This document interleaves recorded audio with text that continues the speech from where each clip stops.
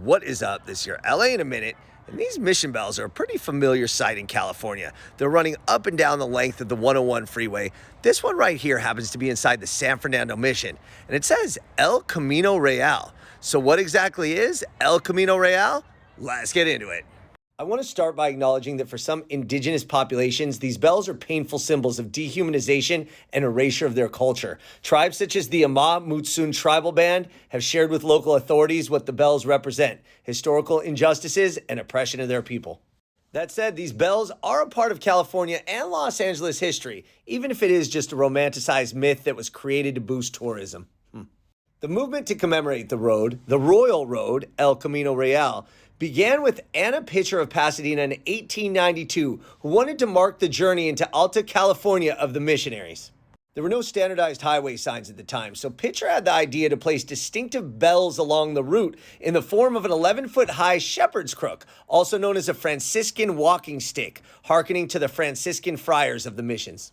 Now, the route was meant to mimic this so-called Royal Road that the Spanish missionaries used, establishing missions throughout California. Turns out that it more accurately represented native footpaths that had been used for thousands of years. So the first formal bell in what would become modern El Camino Real was unveiled August 15th, 1906 at the Plaza Church in the Pueblo near Olvera Street. With the support of groups like the Auto Club, the California Federation of Women's Clubs, and the Native Daughters of the Golden West, the distinctive bells were placed every few miles on the approximation of the footpath, more than 450 in all. The bells themselves were based on the original bell at the Plaza Church in Olvera Street and were fashioned by author and activist Harry Forbes and continue to be made to the same specifications by the California Bell Company. Regardless, for the first few decades, the road remained only a primitive trail, and finally, by the 1920s, the state deemed it Highway 101.